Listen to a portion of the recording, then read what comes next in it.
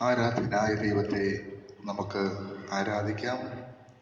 പിതാവിൻ്റെയും പുത്രൻ്റെയും പരിശുദ്ധാത്മാവിൻ്റെയും നാമത്തിൽ തന്നെ ആമേൻ. സകല ഭൂവാസികളുമായുള്ളവരെ യഹോവയ്ക്ക് ആർപ്പെടുവിൻ. സന്തോഷത്തോടെ യഹോവയെ സേവിപ്പിൻ. സംഗീതത്തോടെ അവിടുത്തെ സന്നിധിയിൽ വരുവിൻ. യഹോവ തന്നെ ദൈവം എന്നറിവിൻ. അവിടുന്ന് നമ്മെ ഉണ്ടാക്കി നാം ദൈവത്തിനുള്ളവരാകുന്നു. യഹോവയുടെ വാതിലുകളിൽ സ്തോത്രത്തോടും അവിടുത്തെ പ്രാകാരങ്ങളിൽ സ്തുതിയോടും കൂടെ വരുവിൻ. യഹോവയ്ക്ക് സ്തോത്രം ചെയ്ത് അവിടുത്തെ നാമത്തെ വാഴ്ത്തുവിൻ. ആരാധനയുടെ അനുഗ്രഹത്തിനായി ദൈവത്തോട് പ്രാർത്ഥിക്കാം. സർവശക്തനായ ദൈവമേ, എല്ലാ നല്ല ദാനങ്ങളുടെയും ഉറവയായുള്ളവേ, ആഗ്രഹിക്കുന്ന സകലരുടെ മേലും കൃപയുടെ ആത്മാവ് പകരുന്ന ഞങ്ങളുടെ ദൈവമേ, വിശ്വാസത്തിന്റെ സ്ഥിരതയും ജ്വലിക്കുന്ന സ്നേഹമുള്ളവരായി ആത്മാവിലും സത്യത്തിലും അങ്ങേ ആരാധിക്കേണ്ടതിന് ഞങ്ങളെ സഹായിക്കണമേ. ഉയർത്തെഴുന്നേൽപ്പിന്റെയും പെന്തക്കോസിന്റെയും അനുഭവം ഞങ്ങൾക്ക് ഈ ആരാധനയിൽ നൽകണമേ. പാടുവാൻ, പ്രാർത്ഥിക്കുവാൻ, അവിടുത്തെ വചനം ധ്യാനിക്കുവാൻ അവിടുന്ന് ശക്തീകരിക്കണമേ. കർത്താവേ, ഈ ആരാധനയിൽ പങ്കുചേരുന്ന എല്ലാവരെയും അവിടുന്ന് അനുഗ്രഹിക്കണമേ. അങ്ങയുടെ സന്നിധിയിലായിരിക്കുന്ന ഒരു ദിവസം വേറെ 1000 ദിവസങ്ങളെക്കാൾ ഉത്തമമെന്ന് പഠിപ്പിച്ച കർത്താവേ, ഈ ദിവസം ഞങ്ങളുടെ ജീവിതത്തിലേറെ അനുഗ്രഹത്തിന്റെ നന്മയുടെ ദിവസമാക്കി ദൈവം നൽകണമേ. തിരുസന്നിധിയിലായിരിക്കുന്ന അവിടുത്തെ മക്കളുടെ മേലും അങ്ങയുടെ ദിവ്യ അനുഗ്രഹത്തെ പകരണമേ. യേശു മുഖാന്തരം ആരാധനയുടെ അനുഗ്രഹത്തിന് വേണ്ടി ഞങ്ങൾ പ്രാർത്ഥിക്കുമ്പോൾ കൃപയോട് പ്രാർത്ഥന കേൾക്കണം പ്രിയ പിതാവേ. ആമേൻ. ദൈവനാമ സ്തുതിക്കും മഹത്വത്തിനുമായി ക്രിസ്തീയ ആരാധനയ്ക്കുള്ള പാഠപുസ്തകത്തിൽ 54-ാമത്തെ ഗീതം ചേർന്ന് പാടി ദൈവത്തെ ആരാധിക്കാം.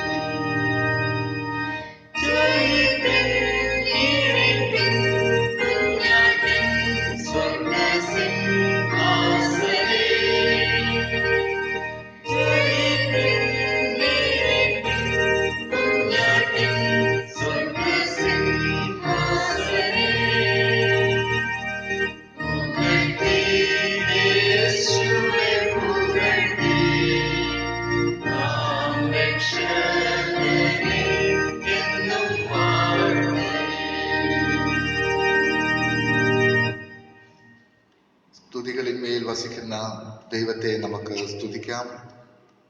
ആരാധനക്രമം 7-ാം പുറം 5-ാം ഭാഗം.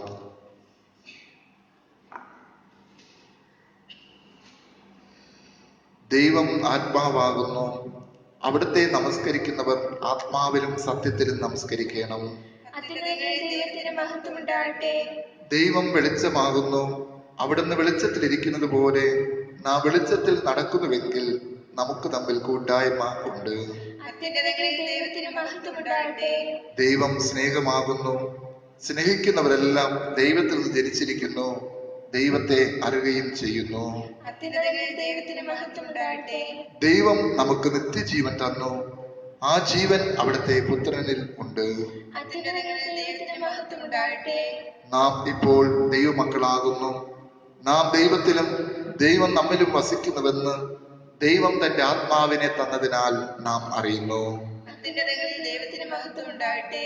ലോകവും അതിന്റെ മോഹവും ഒഴിഞ്ഞു പോകുന്നു, ദൈവ ഇഷ്ടം ചെയ്യുന്നവനോ എന്നേക്കും ഇരിക്കുന്നു. നമ്മുടെ പാപങ്ങൾ ഏറ്റുപറയുന്നുവെങ്കിൽ അവിടുന്ന് നമ്മുടെ പാപങ്ങൾ ക്ഷമിച്ച് സകല അനീതിയും പോക്കി നമ്മെ ശുദ്ധീകരിപ്പാൻ തക്കവണ്ണം വിശുദ്ധനും നീതിമാനും ആകുന്നു. ദൈവത്തിൽ അവിടുത്തെ പുത്രനായ യേശുക്രിസ്തുവിൽ തന്നെയാകുന്നു, അവിടുന്ന് സത്യദൈവവും നിത്യജീവനും ആകുന്നു. ക്രിസ്തയേശുവിൽ വിശുദ്ധീകരിക്കപ്പെട്ടവരും വിളിക്കപ്പെട്ട വിശുദ്ധന്മാരും ആയുള്ളവരെ, ദൈവത്തിന് മുൻപിൽ പ്രാർത്ഥനയോടുകൂടെ എത്തുവാൻ നിങ്ങളുടെ ഹൃദയങ്ങൾ ഉയർത്തുവിൻ. ഇവിടെ നിശ്ചയമായി ദൈവഭവനവും സ്വർഗവാതിലുമുണ്ട്. നമുക്ക് ആശ്വാസവും സന്തോഷവും സകലബുദ്ധിയും കവിയുന്ന ദൈവസമാധാനവും ഇവിടെ വെച്ച് നൽകുവാൻ ദൈവം പ്രസാദിച്ചിരിക്കുന്നു. ഇവിടെ വെച്ച് തിരുവചനവും വിശുദ്ധ സാക്രമന്തുക്കളും മുഖാന്തരം ദൈവം നമ്മോട് സംസാരിക്കുന്നതായി നാം കേൾക്കുന്നുവല്ലോ. ഇങ്ങനെ നമ്മെ സമീപിച്ചിരിക്കുന്ന ദൈവത്തോട് നാമം അണഞ്ഞു ചെന്ന് നമ്മുടെ കൃത്യതാസ്തോത്രം അർപ്പിക്കുന്നത് യോഗ്യവും ന്യായവുമാകുന്നു. എന്നാലും നാം പാപം ചെയ്തു പോയിട്ടുള്ളവരും ദൈവത്തിന്റെ പരിശുദ്ധ സന്നിധിയിൽ നിൽപ്പാൻ യോഗ്യതയില്ലാത്തവരുമാണെന്ന് ഓർത്ത് പരമാർത്ഥമായ അനുതാപത്തോടെ നമ്മുടെ പാപം ഏറ്റുപറയാം. മുട്ടുമടക്കി ദൈവത്തോട് പ്രാർത്ഥിക്കാം. നമുക്ക് പാപമില്ല എന്ന് നാം പറയുന്നുവെങ്കിൽ നമ്മെ തന്നെ വഞ്ചിക്കുന്നു. സത്യം നമ്മളില്ലാതെയായി. നമ്മുടെ പാപങ്ങൾ ഏറ്റുപറയുന്നുവെങ്കിൽ അവിടുന്ന് നമ്മുടെ പാപങ്ങൾ ക്ഷമിച്ച് സകല അനീതിയും പോക്കി നമ്മെ ശുദ്ധീകരിപ്പാൻ തക്കവണ്ണം വിശ്വസ്തനും നീതിമാനുമാകുന്നു. കഴിഞ്ഞ ദിനങ്ങളിൽ നമ്മുടെ ജീവിതത്തിൽ വന്നുപോയ എല്ലാ കുറവുകളെയും ഓർത്ത് അനുതാപത്തോടെ ദൈവത്തോട് പ്രാർത്ഥിക്കാം. രഹസ്യമായും പരസ്യമായും അറിഞ്ഞും അറിയാതെയും നമ്മുടെ ചിന്തകളിൽ, പ്രവൃത്തികളിൽ, ജീവിത സാഹചര്യങ്ങളിൽ വന്നുപോയ എല്ലാ കുറവുകളെയും വിനയത്തോടെ ദൈവസന്നിധിയിൽ നമുക്ക് ഏറ്റുപറയാം.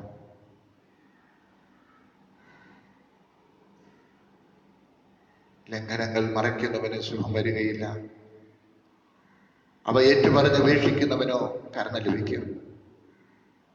നിന്റെ പാപം രക്താംബരം പോലെ കടിച്ചുവപ്പായാലും അത് ഹിമം പോലെ വെളുപ്പിക്കുവാൻ ക്രൂസിൽ രക്തം മതിയായതാണ്. യേശുവേ, അവിടുത്തെ രക്തത്താൽ എന്നെ കഴുകണമേ. യേശുവേ, അവിടുത്തെ രക്തത്താൽ എന്നെ ശുദ്ധീകരിക്കണമേ എന്ന് വിനയത്തോടെ നമുക്ക് പ്രാർത്ഥിക്കാം. 51-ാം സങ്കീർത്തനം 1 മുതൽ 12 വരെയുള്ള വാക്യങ്ങൾ അനുതാപ പ്രാർത്ഥനയായി നമുക്ക് പ്രാർത്ഥിക്കാം. ദൈവമേ, അങ്ങയുടെ ദയയ്ക്ക് തക്കവണ്ണം എന്നോട് കൃപയുണ്ടാകണമേ. അങ്ങയുടെ കരുണയുടെ ബഹുത്വ പ്രകാരം എൻ്റെ ലംഘനങ്ങളെ മായ്ച്ചു കളയണമേ. എന്നെ നന്നായി കഴുകി എൻ്റെ അകൃത്യം പോക്കണമേ. എൻ്റെ പാപം നീക്കി എന്നെ വെടിപ്പാക്കണമേ. എൻ്റെ ലംഘനങ്ങൾ ഞാൻ അറിയുന്നു, എൻ്റെ പാപം എപ്പോഴും എൻ്റെ മുൻപിലിരിക്കുന്നു. അങ്ങയോട് തന്നെ ഞാൻ പാപം ചെയ്തു, അങ്ങേക്ക് അനിഷ്ടമുള്ളത് ഞാൻ ചെയ്തിരിക്കുന്നു. സംസാരിക്കുമ്പോൾ അങ്ങ് നീതിമാനായും വിധിക്കുമ്പോൾ നിർമ്മലനായും ഇരിക്കേണ്ടതിന് തന്നെ. ഇതാ ഞാൻ അകൃത്യത്തിൽ ഒരുവായി, പാപത്തിൽ എൻ്റെ അമ്മ എന്നെ ഗർഭം ധരിച്ചു. അന്തർഭാഗത്തിലെ സത്യമല്ലോ അങ്ങ് ഇച്ഛിക്കുന്നത്. അന്തരംഗത്തിൽ എന്നെ ഞാൻ ഗ്രഹിപ്പിക്കണമേ. ഞാൻ നിർമ്മലാകേണ്ടതിന് ഈ സോപ്പുകൾ എന്നെ ശുദ്ധീകരിക്കണമേ. ഞാൻ ഹിമത്തേക്കാൾ വെളുക്കേണ്ടതിന് എന്നെ കഴുകണമേ. സന്തോഷവും ആനന്ദവും എന്നെ കേൾക്കുമാറാക്കണമേ. അങ്ങൊടിച്ച അസ്ഥികൾ ഉല്ലസിക്കട്ടെ. എന്റെ പാപങ്ങൾ കാണാതെ വണ്ണം അങ്ങയുടെ മുഖം മറയ്ക്കണമേ. എന്റെ അകൃത്യങ്ങളൊക്കെയും മായ്ച്ചു കളയണമേ. ദൈവമേ, നിർമ്മലമായ ഹൃദയം സൃഷ്ടിച്ച് സ്ഥിരമായ ആത്മാവിനെ എന്നിൽ പുതുക്കണമേ. അങ്ങയുടെ സന്നിൽ നിന്നും എന്നെ തള്ളിക്കളയരുതേ.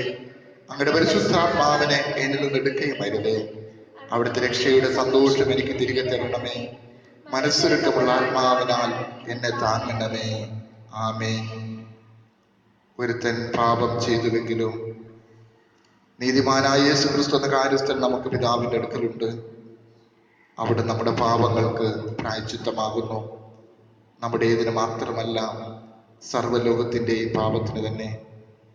നാം പാപം സംബന്ധിച്ച് മരിച്ച് നീതിക്ക് ജീവിക്കേണ്ടതിന് അവിടുന്ന് തന്റെ ശരീരത്തിൽ നമ്മുടെ പാപങ്ങൾ ചുമന്നുകൊണ്ട് ക്രൂശിന്മേൽ കയറി. അവിടുത്തെ അടിപ്പിണരാൽ നമുക്ക് സൗഖ്യം അന്നുമിരിക്കുന്നു. എന്റെ നിമിത്തം ഞാൻ തന്നെ നിന്റെ അതിക്രമങ്ങൾ മായ്ച്ചു കളയുന്നു. നിന്റെ പാപങ്ങൾ ഇനി ഓർക്കുകയുമില്ല എന്ന് യഹോവയായ ദൈവം അരുളി ചെയ്യുന്നു. സർവശക്തനും കരുണയുള്ളവനുമായ കർത്താവ് പാപമോചനവും മാപ്പും ജീവിതം പുതുക്കുന്ന അവസരവും പരിശുദ്ധാത്മാവിന്റെ കൃപയും ആശ്വാസവും നമുക്ക് നൽകുമാറാകട്ടെ. നന്ദി നിറഞ്ഞ ഹൃദയത്തോടെ ദൈവത്തിന് സ്തോത്രം അർപ്പിക്കാം. ആരാധനക്രമം 17-ാം പുറം. ഞങ്ങളുടെ മേലും ഞങ്ങളുടെ ജനങ്ങളുടെ മേലും അവിടുന്ന് കൃപയാൽ നൽകിയിട്ടുള്ള സകലദാനങ്ങൾക്ക് വേണ്ടിയും ഞങ്ങൾക്ക് തന്നിരിക്കുന്ന ജീവന് വേണ്ടിയും ഞങ്ങൾ ജീവിക്കുന്ന ഈ ലോകത്തിന് വേണ്ടിയും അവിടുത്തെ കൃപയാൽ ഞങ്ങൾ ഗ്രഹിച്ചിട്ടുള്ള സത്യത്തിനായും ഞങ്ങളുടെ ജീവിതത്തിൽ കാണുന്ന എല്ലാ നന്മയ്ക്കായും ദിവ്യമായ കാര്യങ്ങളിലേക്ക് ഞങ്ങളെ വഴി നടത്തുന്ന വിശ്വാസത്തിനായും പ്രത്യാശയ്ക്കായും ദൈവം സൃഷ്ടിച്ചിരിക്കുന്ന മനോഹരമായ ഈ പ്രപഞ്ചം, പകൽ രാത്രി, വേനൽ മഴ, ഇതാ കൊയ്ത്ത് സസ്യാദികൾ എന്നിവയ്ക്ക് വേണ്ടിയും സകല സന്തോഷങ്ങൾക്കായും ആശ്വാസങ്ങൾക്കായും കുടുംബ സംബന്ധമായ അനുഗ്രഹങ്ങൾക്കായും സ്നേഹിതന്മാർക്കായും സാമൂഹിക ജീവിതത്തിലെ നിർമ്മല സന്തോഷ സ്നേഹം സഹതാപം എന്നിവയ്ക്കായും ഞങ്ങൾക്ക് നൽകിയിരിക്കുന്ന ഉപജീവന മാർഗങ്ങൾ, വിദ്യാഭ്യാസം, സാഹിത്യം, ശാസ്ത്രം, കല, സംസ്കാരം എന്നിവയ്ക്കായി സാമൂഹ്യ നീതിക്കും മർദ്ദിതരുടെ വിമോചനത്തിനും അവശരുടെ ഉദ്ധാരണത്തിനു വേണ്ടി പോരാടുന്ന ഭരണാധിപന്മാർ, സാമൂഹിക പ്രവർത്തകർ, നിയമനിർമ്മാതാക്കൾ, ശാസ്ത്രജ്ഞന്മാർ തുടങ്ങിയവർക്കായി ദൈവം ദാനമായി നൽകിയിരിക്കുന്ന കുഞ്ഞുങ്ങൾ, യുവതി യുവാക്കൾ, വിദ്യാർത്ഥികൾ എന്നിവർക്കായി അങ്ങയുടെ പുത്രനായ യേശു ക്രിസ്തുവിനെ ഞങ്ങൾക്ക് നൽകിയ കൃപയ്ക്കായി പരിശുദ്ധാത്മാവിന്റെ സഹവാസത്തിനായും സഭയിലെ വിവിധ ശുശ്രൂഷകൾക്കായും മറ്റുള്ളവരെ ശുശ്രൂഷിക്കുന്നതിലൂടെ ക്രിസ്തുവിന്റെ സ്നേഹം വെളിപ്പെടുത്തുവാൻ ലഭിച്ച നല്ല സന്ദർഭങ്ങൾക്ക് വേണ്ടിയും കൃപയും സ്നേഹവും നിറഞ്ഞ ദൈവമേ, ഞങ്ങളിപ്പോൾ അതിരങ്ങൾ കൊണ്ട് ഞങ്ങൾ അങ്ങയെ സ്തുതിച്ചു. ഞങ്ങളെ തന്നെ അങ്ങേക്ക് പ്രതിഷ്ഠിച്ച് ജീവിക്കുന്നതിനും ജീവത്താൽ അങ്ങയെ സ്തുതിക്കുന്നതിനും ഞങ്ങൾക്ക് കൃപ ചെയ്യണമേ. ഞങ്ങളുടെ പാറയും ഞങ്ങളുടെ വീണ്ടെടുപ്പ് കാരണമായ കർത്താവേ, ഞങ്ങളുടെ വായിലെ വാക്കുകളും ഹൃദയത്തിലെ ജ്ഞാനവും അങ്ങേക്ക് പ്രസാദകരമായിരിക്കുമാറാകട്ടെ. ആമേൻ, ആമേൻ. ദൈവനാമ മഹത്വത്തിനായി ക്രിസ്തീയ ആരാധനയ്ക്കുള്ള പാട്ടുപുസ്തകത്തിൽ 472-ാമത്തെ ഗീതം ചേർന്ന് പാടി ദൈവത്തെ സ്തുതിക്കാം.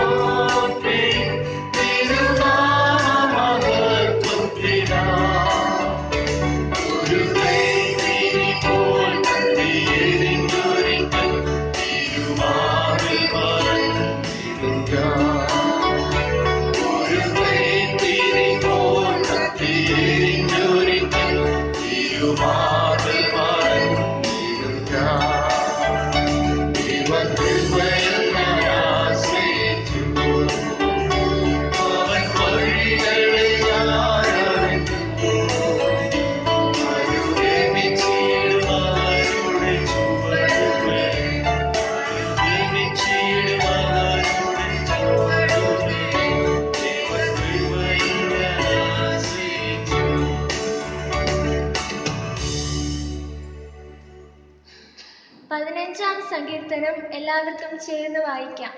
സങ്കീർത്തനങ്ങൾ 15. യഹോവേ, നിന്റെ കൂടാരത്തിൽ ആർ പാർക്കും? നിന്റെ വിശുദ്ധ പർവ്വതത്തിൽ ആർ വസിക്കും? നിഷ്കളങ്കനായി നടന്ന് നീതി പ്രവർത്തിക്കുകയും ഹൃദയപൂർവ്വം സത്യം സംസാരിക്കുകയും ചെയ്യുന്നവൻ, നാവുകൊണ്ട് പുരള പറയാതെയും തന്റെ കൂട്ടുകാരനോട് ദോഷം ചെയ്യാതെയും കൂട്ടുകാരന് അപമാനം വരുത്താതെയും ഇരിക്കുന്നവൻ, വഷളനെ നിന്ദിനായി എണ്ണുകയും യഹോവ ഭക്തന്മാരെ ബഹുമാനിക്കുകയും ചെയ്യുന്നവൻ, സത്യം ചെയ്തിട്ട് ഛേദം വന്നാലും മാറാത്തവൻ, തന്റെ ദ്രവ്യം പലിശയ്ക്ക് കൊടുക്കാതെയും കുറ്റമില്ലാത്തവന് വിരോധമായി കൈക്കൂലി വാങ്ങാതെയും ഇരിക്കുന്നവൻ, ഇങ്ങനെ ചെയ്യുന്നവൻ ഒരു നാളും കുരുങ്ങിപ്പോകയില്ല.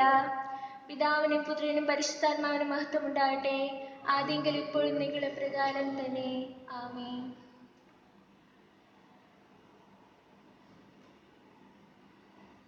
വായിക്കുവാനും നൽകപ്പെട്ട പഴയ നിയമ വേദഭാഗം ഉൽപ്പത്തി 18-ാം അധ്യായം 1 മുതൽ 10 വരെയുള്ള വാക്യങ്ങൾ. ഉൽപ്പത്തി 18-ാം അധ്യായം 1 മുതൽ 10 വരെയുള്ള വാക്യങ്ങൾ. അനന്തരം യഹോവ അവന് മമ്രയുടെ തോപ്പിൽ വെച്ച് പ്രത്യക്ഷനായി. വെയിൽ ഉയർച്ചപ്പോൾ അവൻ കൂടാരവാതിൽക്കൽ ഇരിക്കുകയായിരുന്നു. അവൻ തലപൊക്കി നോക്കിയപ്പോൾ 3 പുരുഷന്മാർ തന്റെ നേരെ നിൽക്കുന്നത് കണ്ടു. അവരെ കണ്ടപ്പോൾ അവൻ കൂടാരവാതിൽക്കൽ നിന്ന് അവരെ എതിരേൽപ്പാൻ ഓടിച്ചെന്ന് നിലം വരെ കുനിഞ്ഞു. യജമാനനെ, എന്നോട് കൃപയുണ്ടെങ്കിൽ അടിയനെ കടന്നു പോകരുതേ. അസാരം വെള്ളം കൊണ്ടുവന്ന് നിങ്ങളുടെ കാലുകളെ കഴുകട്ടെ. വൃക്ഷത്തിന് കീഴിൽ ഇരിപ്പിൻ, ഞാൻ ഒരു മുറി അപ്പം കൊണ്ടുവരാം. വിശപ്പടക്കിയിട്ട് നിങ്ങൾക്ക് പോകാം. ഇതിനായിട്ടല്ലോ നിങ്ങൾ അടിയന്റെ അടുക്കൽ കയറി വന്നത് എന്ന് പറഞ്ഞു. നീ പറഞ്ഞതുപോലെ ആകട്ടെ എന്ന് അവൻ പറഞ്ഞു. അബ്രഹാം ബന്ധപ്പെട്ട് കൂടാരത്തിൽ സാറയുടെ അടുക്കൽ ചെന്നു, നീ ക്ഷണത്തിൽ 3 ഇടങ്ങഴി മാവെടുത്ത് കുഴച്ച് അപ്പമുണ്ടാക്കുക എന്ന് പറഞ്ഞു. അബ്രഹാം പശുക്കൂട്ടത്തിൽ ഓടിച്ചെന്ന് ഇളയതും നല്ലതുമായ ഒരു കാളക്കുട്ടിയെ പിടിച്ച് ഒരു ബാല്യക്കാരന്റെ പക്കൽ കൊടുത്തു. അവൻ അതിനെ ക്ഷണത്തിൽ പാകം ചെയ്തു. പിന്നെ അവൻ വെണ്ണയും പാലും താൻ പാകം ചെയ്യിച്ച കാളക്കുട്ടിയെയും കൊണ്ടുവന്നു അവരുടെ മുൻപിൽ വെച്ചു. അവരുടെ അടുക്കൽ വൃക്ഷത്തിന് കീഴിൽ ശുശ്രൂഷിച്ചു നിന്നു. അവർ ഭക്ഷണം കഴിച്ചു. അവർ അവനോട്, നിന്റെ ഭാര്യ സാറ എവിടെ എന്ന് ചോദിച്ചതിന്, കൂടാരത്തിലുണ്ട് എന്ന് അവൻ പറഞ്ഞു. 1 ആണ്ട് കഴിഞ്ഞിട്ട് ഞാൻ നിന്റെ അടുക്കൽ മടങ്ങി വരും. അപ്പോൾ നിന്റെ ഭാര്യ സാറയ്ക്ക് ഒരു മകൻ ഉണ്ടാകും എന്ന് അവൻ പറഞ്ഞു. സാറ കൂടാരവാതിൽക്കൽ അവന്റെ പിൻവശത്ത് കേട്ടുകൊണ്ട് നിന്നു. ഈ വായിച്ചയുടെ വചനങ്ങൾ ദൈവം നമ്മെ സമർത്ഥമായി അനുഗ്രഹിക്കുമാറാകട്ടെ.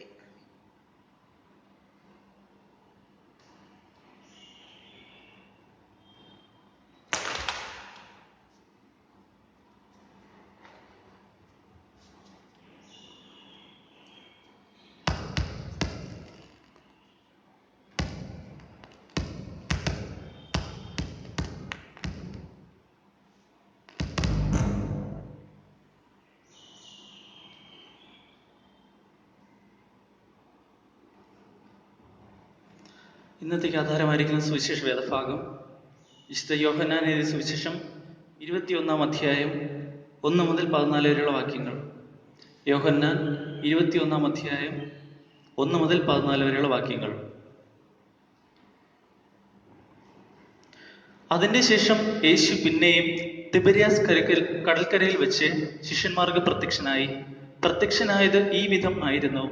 ശിമോൻ പത്രോസും ദിദിമോസ് എന്ന തോമസും ഗലീലയുള്ള കാനായിലെ നഥനയേലും സെബദി മക്കളും അവന്റെ ശിഷ്യന്മാരിൽ വേറെ 2 പേരും ഒരുമിച്ച് കൂടിയിരുന്നു. ശിമോൻ പത്രോസ് അവരോട്, ഞാൻ മീൻ പിടിപ്പാൻ പോകുന്നു എന്ന് പറഞ്ഞു. ഞങ്ങളും പോരുന്നു എന്ന് അവൻ പറഞ്ഞു. അവർ പുറപ്പെട്ട് പടക് കയറിപ്പോയി. ആ രാത്രിയിൽ ഒന്നും പിടിച്ചില്ല. പുലർച്ചെയായപ്പോൾ യേശു കരയിൽ നിന്നിരുന്നു. യേശു ആകുന്നു എന്ന് ശിഷ്യന്മാർ അറിഞ്ഞില്ല. യേശു അവരോട്, കുഞ്ഞുങ്ങളെ, കൂട്ടുവാൻ വല്ലതുമുണ്ടോ എന്ന് ചോദിച്ചു. ഇല്ല എന്ന് അവർ ഉത്തരം പറഞ്ഞു. പടകിന്റെ വലതുഭാഗത്ത് വല വീശുവിൻ, എന്നാൽ നിങ്ങൾക്ക് കിട്ടും എന്ന് അവൻ അവരോട് പറഞ്ഞു. അവർ വീശി. മീനിന്റെ പെരുപ്പം ഹേതുവായി അത് വലിപ്പാൻ കഴിഞ്ഞില്ല. യേശു സ്നേഹിച്ച ശിഷ്യൻ പത്രോസിനോട്, അത് കർത്താവാകുന്നു എന്ന് പറഞ്ഞു.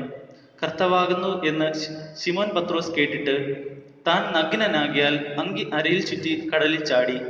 ശേഷം ശിഷ്യന്മാർ കരയിൽ നിന്ന് ഏകദേശം 200 മുഴത്തിൽ അധികം ദൂരത്തല്ലാകിയാൽ മീൻ നിറഞ്ഞ വല ഇഴച്ചും കൊണ്ട് ചെറിയ പടകിൽ വന്നു കരയ്ക്ക് ഇറങ്ങിയപ്പോൾ അവർ തീക്കനലും അതിന്മേൽ മീൻ വച്ചിരിക്കുന്നതും അപ്പവും കണ്ടു. യേശു അവരോട്, ഇപ്പോൾ പിടിച്ച മീൻ ചിലത് കൊണ്ടുവരുവിൻ എന്ന് പറഞ്ഞു. ശിമോൻ പത്രോസ് കയറി 153 വലിയ മീൻ നിറഞ്ഞ വല കരയ്ക്ക് വലിച്ചു കയറ്റി. അത്ര വളരെ ഉണ്ടായിരുന്നിട്ടും വല കീറിയില്ല. യേശു അവരോട്, വന്ന് പ്രാതൽ കഴിച്ചുകൊള്ളുവിൻ എന്ന് പറഞ്ഞു. കർത്താവാകുന്നു എന്ന് അറിഞ്ഞിട്ട് ശിഷ്യന്മാരിൽ ഒരുത്തനും നീ ആർ എന്ന് അവനോട് ചോദിപ്പാൻ തുനിഞ്ഞില്ല. യേശു വന്ന് അപ്പം എടുത്ത് അവർക്ക് കൊടുത്തു. മീനും അങ്ങനെ തന്നെ. യേശു മരിച്ചവരിൽ നിന്ന് ഉയർത്തെഴുന്നേറ്റ ശേഷം ഇങ്ങനെ 3-ാം പ്രാവശ്യവും ശിഷ്യന്മാർക്ക് പ്രത്യക്ഷനായി. യേശു മരിച്ചവരിൽ നിന്ന് ഉയർത്തെഴുന്നേറ്റ ശേഷം ഇങ്ങനെ 3-ാം പ്രാവശ്യം ശിഷ്യന്മാർക്ക് പ്രത്യക്ഷനായി. ഈ വായിച്ചുവിട്ട സുവിശേഷ വേദഭാഗങ്ങളാൽ ദൈവം നമ്മെ എല്ലാവരും സമൃദ്ധിയായി അനുഗ്രഹിക്കുമാറാകട്ടെ.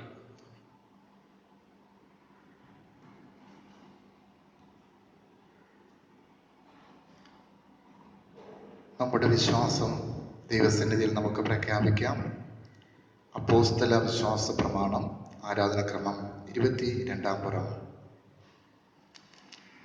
സർവശക്തിയുള്ള പിതാവായി ആകാശത്തെയും ഭൂമിയെയും സൃഷ്ടിച്ച ദൈവത്തിൽ ഞാൻ വിശ്വസിക്കുന്നു. ദൈവത്തിന്റെ ഏകപുത്രനായി നമ്മുടെ കർത്താവായ യേശുക്രിസ്തുവിലും ഞാൻ വിശ്വസിക്കുന്നു. അവിടുന്ന് പരിശുദ്ധാത്മാവിനാൽ കന്യകമറിയിൽ ഉത്പാദിക്കപ്പെട്ട് ജനിച്ചു. പൊന്തിയോസ് പിലാത്തോസിന്റെ കീഴിൽ കഷ്ടപ്പെട്ടു, കുരിശിൽ തറക്കപ്പെട്ടു, മരിച്ചടക്കപ്പെട്ടു. അവിടുന്ന് മരിച്ചവരിലേക്ക് ഇറങ്ങി 3-ാം ദിവസം ഉയർത്തെഴുന്നേറ്റു. അവിടുന്ന് സ്വർഗത്തിലേക്ക് കയറി സർവശക്തിയുള്ള പിതാവായ ദൈവത്തിന്റെ വലത്തുഭാഗത്തിരിക്കുന്നു. അവിടെ ജീവനുള്ളവരെയും മരിച്ചവരെയും ന്യായവിധിപ്പാൻ അവിടുന്ന് വരികയും ചെയ്യും. പരിശുദ്ധാത്മാവിലും ഞാൻ വിശ്വസിക്കുന്നു. വിശുദ്ധ കാതോലിക സഭയിലും വിശുദ്ധന്മാരുടെ സംസർഗത്തിലും പാപമോചനത്തിലും മരിച്ചവരുടെ പുനരുത്ഥാനത്തിലും നിത്യ ജീവൻ ഞാൻ വിശ്വസിക്കുന്നു. ആമേൻ. പ്രാർത്ഥിക്കാം.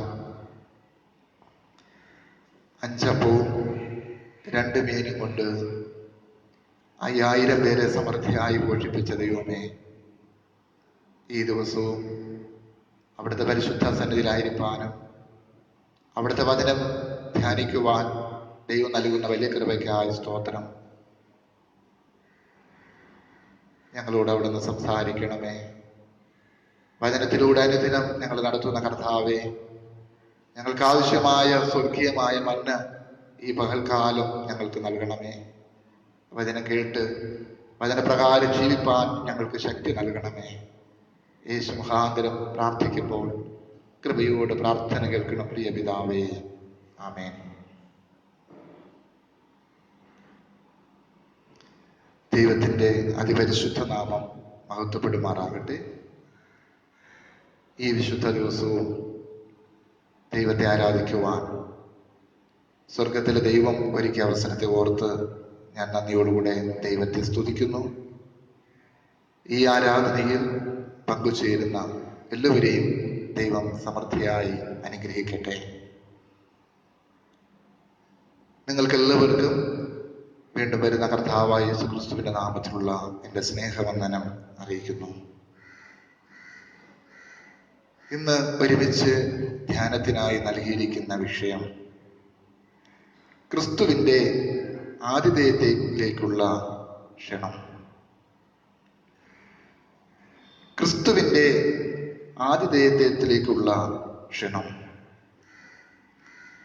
Invitation to Christ hospitality.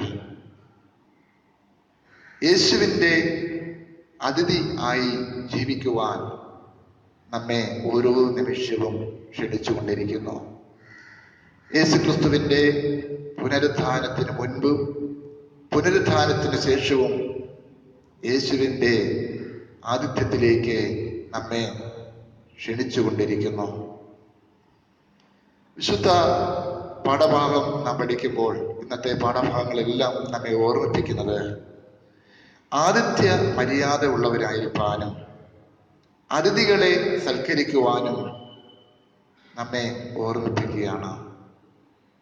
സ്ഥിരമായ വാസസ്ഥലമില്ലാതെ അലഞ്ഞു തിരിഞ്ഞ് നടന്ന ഇസ്രായേൽ ജനതയുടെ ജീവിത ശൈലിയിൽ, ഇസ്രായേൽ ജനതയുടെ ജീവിത യാത്രയിൽ അതിഥി സൽക്കാരത്തിന് വളരെ പ്രാധാന്യം നൽകിയിരുന്നു.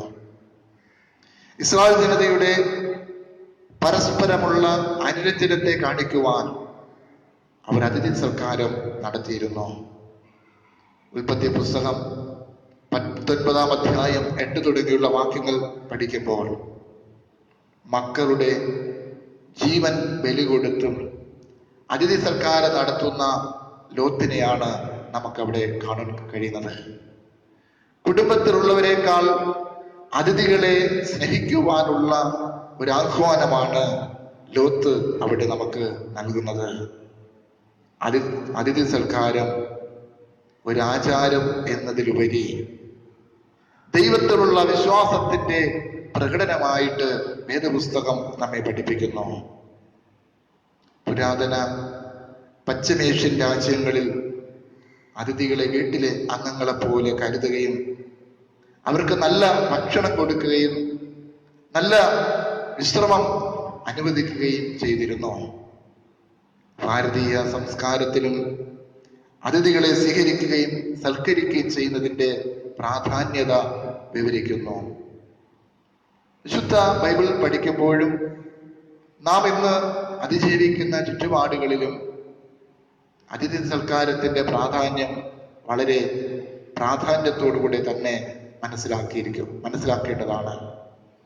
ഇന്ന് പാഠഭാഗമായി വായിച്ച ഉൽപ്പത്തി പുസ്തകം 18-ാം അധ്യായം 1 തുടങ്ങിയുള്ള വാക്യങ്ങൾ പഠിക്കുമ്പോൾ മമ്രയുടെ തോപ്പിൽ വെച്ച് കൂടാരത്തിന്റെ വാതിൽക്കൽ തന്നെ അബ്രഹാം അതിഥികളെ സൽക്കരിക്കുവാൻ, അതിഥികളെ സ്വീകരിക്കുവാൻ, വഴിപോകുന്നവരെ സ്വീകരിക്കുവാൻ, അവരെ ശുശ്രൂഷിക്കുവാൻ ഒരുക്കത്തോടെ കാത്തിരിക്കുന്ന അബ്രഹാമിനെ അവിടെ നമുക്ക് കാണാൻ കഴിയും.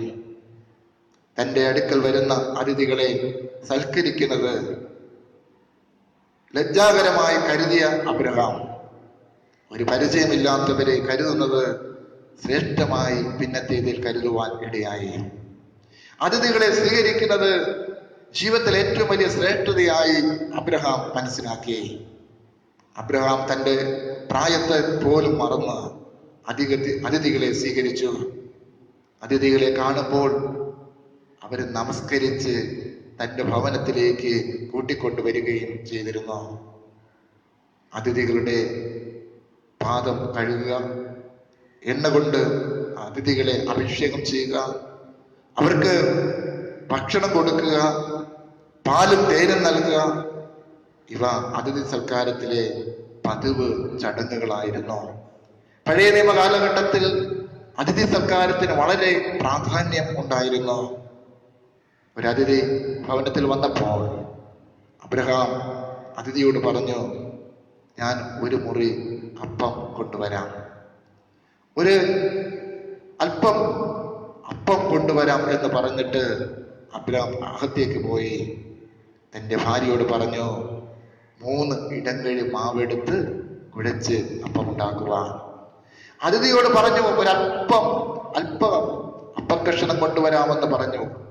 പക്ഷേ അകത്ത് പോയി തൻ്റെ ഭാര്യയോട് പറയുന്നു, 3 പറ മാവ് എടുത്ത് കുഴിച്ച് അപ്പം ഉണ്ടാക്കുക. അതോടൊപ്പം നല്ലതും മേൽത്തരവുമായ കാളക്കുട്ടിയെ അറുത്ത് പാകം ചെയ്യുവാനും തൻ്റെ വേലക്കാരികളോട് പറയുകയാണ്. തൻ്റെ മുന്നിൽ വന്ന അതിഥികളെ സ്വീകരിക്കുകയും മേൽത്തരമായ ഭക്ഷണം കൊടുക്കുകയും ചെയ്യുന്നതിൽ അബ്രഹാം വളരെ പ്രാധാന്യം കൊടുത്തിരുന്നു. പുതിയ നിയമം നാം പഠിക്കുമ്പോഴും അതിഥി സൽക്കാരത്തിന് വളരെ പ്രാധാന്യമുണ്ട്. അതിഥികളെ സ്വീകരിക്കുന്നതിൻ്റെയും എളിയവരെ ആദരിക്കുന്നതിൻ്റെ പ്രാധാന്യത്തെക്കുറിച്ച് പുതിയ നിയമത്തിലും നമ്മെ പഠിപ്പിക്കുകയുണ്ടായി. മനുഷ്യപുത്രൻ തേജസ്സോടെ സകല വിശുദ്ധന്മാരുമായി വന്ന് സകല ജാതികളെയും ന്യായം വിധിക്കും. അവനവൻ ചെയ്യുന്ന പ്രവൃത്തിക്ക് തക്കവണ്ണം പ്രതിഫലം കിട്ടും. കർത്താവായ യേശു ക്രിസ്തു വീണ്ടും ഈ ഭൂമിയിലേക്ക് വരും. തൻ്റെ വിശുദ്ധന്മാരുമായി വന്ന് ഈ ഭൂമിയെ ന്യായം വിധിക്കും. അവനവൻ ചെയ്യുന്ന പ്രവൃത്തിക്ക് തക്കവണ്ണം നന്മ ചെയ്യുന്നവന് നന്മ ലഭിക്കും, തിന്മ ചെയ്യുന്നവന് തിന്മ ലഭിക്കും. തുടർന്ന് യേശു പറഞ്ഞു, ഞാൻ വിശന്നു, നിങ്ങൾ എനിക്ക് തിന്മാൻ തന്നില്ല. എനിക്ക് ദാഹിച്ചു, നിങ്ങൾ കുടിപ്പാൻ തന്നില്ല. ഞാൻ അതിഥിയായിരുന്നു, നിങ്ങൾ എന്നെ ചേർത്തുകൊണ്ടില്ല.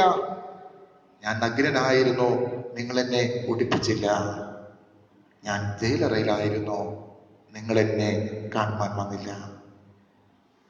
അപ്പോൾ നിങ്ങൾ പറയും, എപ്പോൾ കർത്താവേ അങ്ങ് അതിഥിയായി എൻ്റെ അടുക്കൽ വന്നു? എപ്പോൾ കർത്താവേ നഗ്നനായി എൻ്റെ അടുക്കൽ വന്നു? എപ്പോൾ കർത്താവേ അങ്ങ് ജയിലറയിലായിരുന്നു? മത്തായി സുവിശേഷം 25-ാം അധ്യായം 35 തുടങ്ങിയുള്ള വാക്യങ്ങളിൽ കർത്താവ് പറയുന്നു, ഈ ചെറിയവർക്ക് ചെയ്യാതിരുന്നതെല്ലാം എനിക്കാകുന്നു. നിങ്ങളുടെ ചുറ്റുമുള്ള ചെറിയവർക്ക്, എളിയവർക്ക് ചെയ്യാതിരുന്നതെല്ലാം എനിക്കാകുന്നു നിങ്ങൾ ചെയ്യാതിരുന്നത്. ദരിദ്രരെ സ്നേഹിക്കുവാനും അതിഥികളെ സ്വീകരിക്കുവാനും യേശു തൻ്റെ ജീവിതത്തിലൂടെ നമ്മെ പഠിപ്പിക്കുകയാണ്.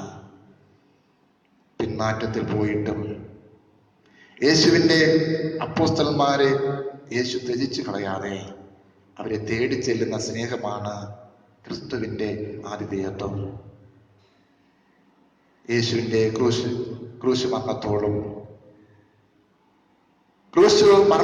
ക്രൂശിൽ യേശു മരണപ്പെട്ടപ്പോഴും ശിഷ്യന്മാർ ഓടി ഒളിച്ചു.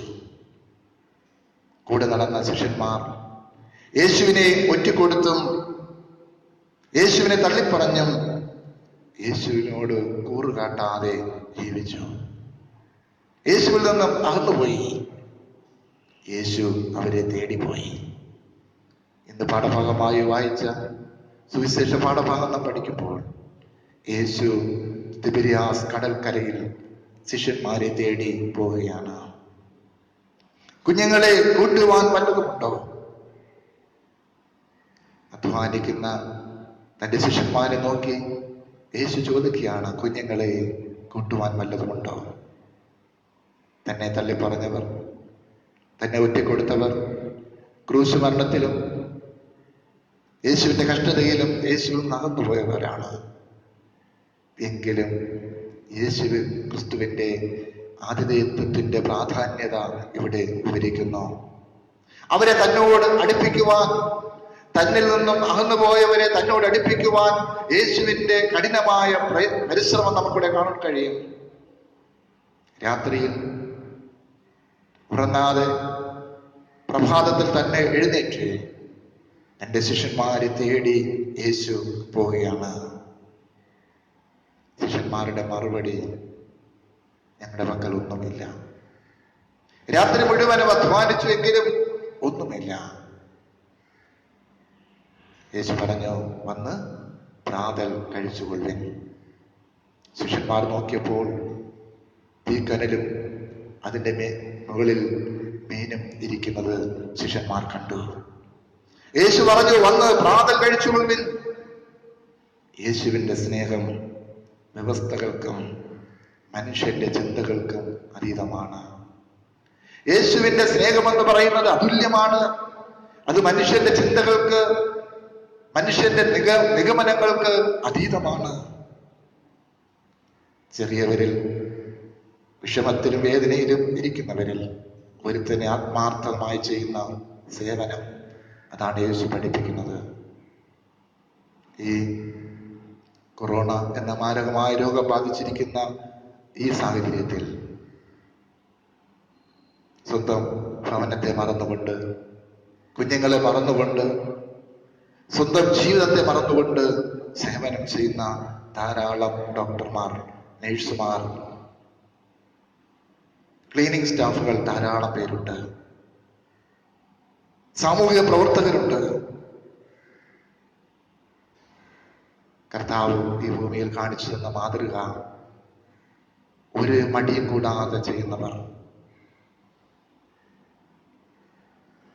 അതിൽ മനുഷ്യനല്ല, ക്രിസ്തുവിനെ അത്രേ ഒരു ക്രിസ്ത്യാനി കാണേണ്ടുന്നത്.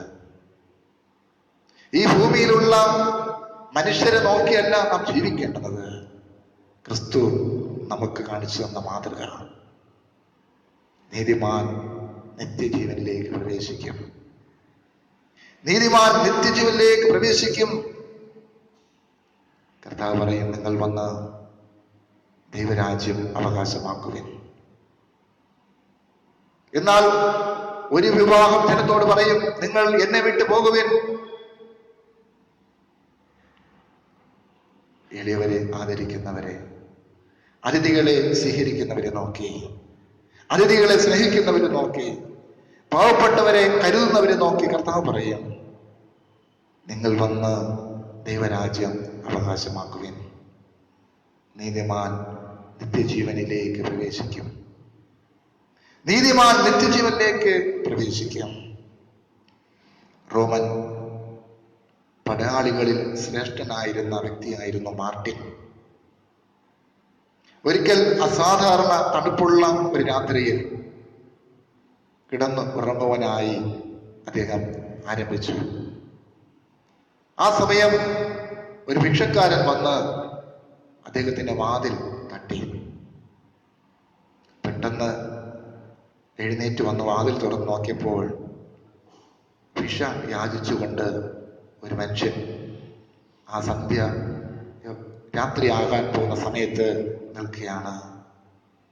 കൈവശം കൊടുക്കുവാനായിട്ടൊന്നുമില്ല. ഈ റോമാ പടയാളി ഒരു ക്രിസ്ത്യാനിയായിരുന്നു. അദ്ദേഹം നോക്കിയപ്പോൾ കൊടുക്കുവാനായിട്ട് ഒന്നുമില്ല, കാശുമില്ല. അദ്ദേഹം പുതച്ചിരുന്ന പുതപ്പിനെ, ആ പടയാളികൾ ധരിക്കുന്ന തണുപ്പ് സമയത്ത് ധരിക്കുന്ന പുതപ്പിനെ രണ്ടായിട്ട് കീറി ഒരു പകുതി ആ ഭിക്ഷക്കാരന് കൊടുത്തു. തണുത്ത് വിറച്ച് തന്റെ മുൻപിൽ വന്ന ഭിക്ഷക്കാരൻ ആ പുതപ്പും പുതച്ചുകൊണ്ട് അവൻ മടങ്ങിപ്പോയി. ഈ മാർട്ടിൻ രാത്രിയിൽ കിടന്നുറങ്ങുമ്പോൾ ഒരു സ്വപ്നം കണ്ടു. ക്രിസ്തുവും മാലാഖമാരും തൻ്റെ മുൻപിൽ നിൽക്കുന്നതായിട്ട് ആ രാത്രി മാർട്ടിൻ സ്വപ്നം കാണുകയാണ്. മാലാഖമാർ ക്രിസ്തുവിനോട് ചോദിക്കുകയാണ്, ക്രിസ്തുവെ, അന്ന് ധരിച്ചിരിക്കുന്ന പടയാളികൾ ധരിക്കുന്ന ഈ പുതപ്പിന്റെ പകുതി എവിടെ നിന്നാണ് ലഭിച്ചത്? ഒരു മാലാഖ ക്രിസ്തുവിനോട് പ്രകാരം ചോദിക്കുകയാണ്, കർത്താവേ, ഈ മേലങ്കി ആരാണ് അങ്ങേക്ക് തന്നത്? ക്രിസ്തു മാലാഖമാരോട് പറയുന്നു, ഇതെനിക്ക് തന്നത് മാർട്ടിൻ എന്ന എൻ്റെ ഒരു സഹോദരൻ. മാർട്ടിൻ എന്ന എൻ്റെ ഒരു സഹോദരനാണ് എനിക്കിത് തന്നത്. ആ രാത്രിയിൽ ആ സ്വർഗീയ ദർശനം മാർട്ടിൻ കാണുവാൻ ഇടയായി. എന്തെന്നില്ലാത്ത സന്തോഷം, എന്തെന്നില്ലാത്തൊരു ആനന്ദം മാർട്ടിന്റെ ജീവിതത്തിൽ ഉണ്ടായി. ഈ പകൽക്കാലം എന്നെ ശ്രദ്ധിക്കുന്ന ദൈവമക്കളെ, നമ്മെ സ്നേഹിക്കുന്ന ഒരു ദൈവമുണ്ട്. നാം ഈ ഭൂമിയിൽ ചെയ്യുന്നതൊക്കെയും കാണുന്ന, നാം ഈ ഭൂമിയിൽ ചെയ്യുന്നതൊക്കെയും അറിയുന്ന ഒരു ദൈവം നമുക്കുണ്ട്. അവൻ നമ്മെ തള്ളിക്കളയുന്നവനല്ല. ദൈവത്തിൽ നിന്ന് നാം അകന്നു പോകുമ്പോഴും ഒരതിഥിയായി സ്വീകരിക്കുവാൻ നമ്മുടെ അടുക്കിലേക്ക് വരുന്നവനാണ് നമ്മുടെ യേശു. ഇവിടെ ശിഷ്യഗണങ്ങൾ ദൈവത്തെ ക്രിസ്തുവിൽ നിന്നും അകന്നു പോയെങ്കിലും, അവർ പടകുമെടുത്തുകൊണ്ട് വലയുമെടുത്തുകൊണ്ട് മീൻ പിടിക്കുവാൻ പോയെങ്കിലും, അവരെ തൻ്റെ അതിഥിയായി സ്വീകരിക്കുവാൻ, അവർക്ക് ഭക്ഷണം കൊടുക്കുവാൻ യേശു അവരുടെ അടുക്കിലേക്ക് ഇറങ്ങിപ്പോകുന്നു. നമ്മെ സ്നേഹിക്കുന്ന ഒരു ദൈവമുണ്ട്, നമ്മെ കരുതുന്ന ഒരു ദൈവമുണ്ട്, നമ്മെ വഴി നടത്തുന്ന ഒരു ദൈവമുണ്ട്. ആ ദൈവത്തിൻ്റെ മക്കളായി നമുക്ക് ജീവിക്കാം. അവൻ നമുക്ക് പ്രതിഫലം തരുന്നവനാണ്, നിത്യജീവൻ തരുന്നവനാണ്. ആ ദൈവത്തിൻ്റെ മക്കളായി, ആ ദൈവത്തിൻ്റെ ഇഷ്ടം ചെയ്തുകൊണ്ട്, അതിഥികളെ സ്വീകരിച്ചുകൊണ്ട്, അതിഥികളെ സൽക്കരിച്ചുകൊണ്ട് ജീവിക്കുവാൻ ദൈവം തന്റെ പരിശുദ്ധാത്മാവിനാൽ നമ്മെ ഇവരെ സഹായിക്കുകയും ഒരുക്കുകയും ചെയ്യുമാറാകട്ടെ. ആമേൻ. നമ്മുടെ കണ്ണുകൾ അടയ്ക്കാം, പ്രാർത്ഥിക്കാം.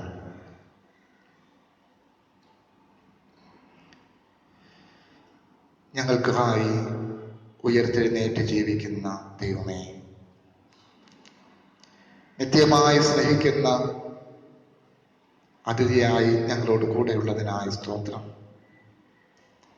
സഹോദരി സഹോദരന്മാരായി പരസ്പരം സ്നേഹിക്കുവാനും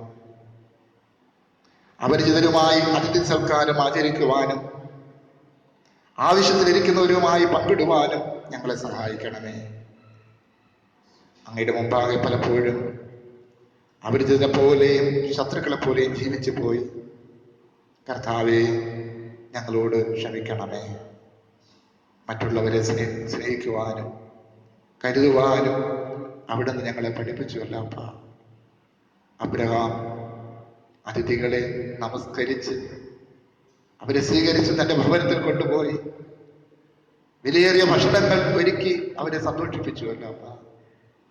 ഞങ്ങളും അതിഥികളെ കരുതുവാൻ, അതിഥികളെ സ്നേഹിക്കുവാൻ കർത്താവേ അവിടുത്തെ കൃപ ഞങ്ങളുടെ മേൽ പകരണമേ.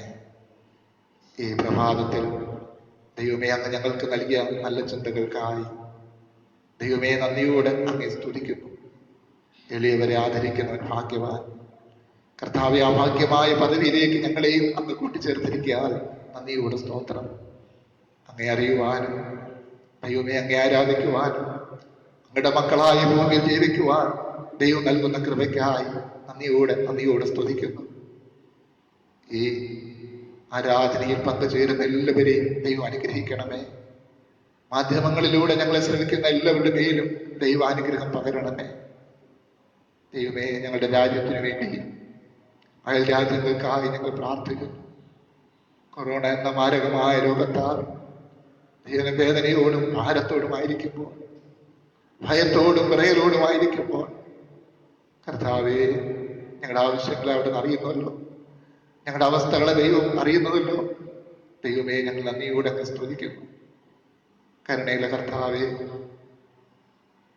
കൊറോണ എന്ന മാരകമായ രോഗത്താൽ പകർച്ചവ്യാധിയിലായിരിക്കുന്ന മക്കളോട് എൻ്റെ ദൈവം മനസ്സരിയണമേ. അവർക്ക് ലഭ്യമാകുന്ന ചികിത്സകളെല്ലാം ഫലപ്രദമാക്കി ദൈവം നൽകണമേ. പൂർണ്ണമായ സൗഖ്യവും ആരോഗ്യവും അങ്ങ് നൽകണമേ എന്ന് പ്രാർത്ഥിക്കുന്നു. വേർപാടിന്റെ ദുഃഖങ്ങളിലായിരിക്കുന്ന അനേകായിരം കുടുംബങ്ങളുണ്ട്. ആ കുടുംബങ്ങളോട് ദൈവം മനസ്സരിയണമേ. തങ്ങളുടെ പ്രിയപ്പെട്ടവരെ ഓർത്ത് വേദനയോടും ഭാരത്തോടും ആയിരിക്കുന്നുണ്ട് കർത്താവേ. അവർക്ക് ആശ്വാസവും സമാധാനവും അവിടെ നൽകണമേ എന്ന് ഞങ്ങൾ വിനയത്തോടെ പ്രാർത്ഥിക്കുന്നു. ഈ വ്യാധിയിൽ നിന്നും ഈ മഹാമാരിയിൽ നിന്നും ദൈവമേ ഞങ്ങൾ വിടുവിക്കണമേ. ഞങ്ങളുടെ കുറവുകളെ ദൈവം ക്ഷമിക്കണം. അപ്പ തൻ്റെ ജനം തങ്ങളെ തന്നെ താഴ്ത്തി തങ്ങളുടെ കുറവുകൾ ഉപേക്ഷിക്കുന്നുവെങ്കിൽ അവിടുന്ന് സ്വർഗത്തിൽ നിന്ന് കേട്ട് ഞങ്ങളെ രക്ഷിക്കുമെന്ന് അങ്ങ് പഠിപ്പിച്ചുവല്ല കർത്താവേ. ജനം മാനസാന്തരത്തിലേക്ക് മടങ്ങുവാൻ, ജനം ദൈവത്തെങ്കിലേക്ക് മടങ്ങുവാൻ കർത്താവെ അവിടുന്ന് കൃപ നൽകണമേ. ദൈവമേ, ന്യായവിധിയിൽ നിന്നും ഈ മഹാമാരിയിൽ നിന്ന് ഞങ്ങളുടെ രാജ്യത്തെ വിടുവിക്കണമേ. ഇന്നയോളം ഞങ്ങളെയും ഞങ്ങളുടെ ദേശത്തെ ദൈവം പരിപാലിക്കുന്ന കൃപയ്ക്കായ സ്തോത്രം. നേരിടാമായിരുന്ന ആപത്തുകൾ അനർത്ഥങ്ങളിൽ നിന്നെല്ലാം ദൈവമേ ഞങ്ങളെ വിടുവിച്ചതിനായ സ്തോത്രം. പ്രകാരം ആരാധിക്കുവാൻ ദൈവം ഒരുക്കിയ കൃപയ്ക്കായ സ്തോത്രം. സ്വതന്ത്രമായ എല്ലാവർക്കും അങ്ങേ ആരാധിപ്പാണ്ട കൃപ ദൈവം നൽകണമേ. തടസ്സങ്ങൾ പ്രതികൂലങ്ങളെല്ലാം ദൈവം മാറ്റി അനുകൂലമായ സാഹചര്യങ്ങളെ ദൈവം ഞങ്ങൾക്ക് നൽകണമേ. ഞങ്ങളിൽ രോഗങ്ങളായി പലരും ഭാരപ്പെടുന്നപ്പ എൻ്റെ ദൈവമേ അവരോടൊന്ന് മനസ്സരിയണമേ. അങ്ങയുടെ സൗഖ്യമാക്കുന്ന കരം അങ്ങയുടെ മക്കളുടെ മേലങ്ങ് വെക്കണമപ്പ.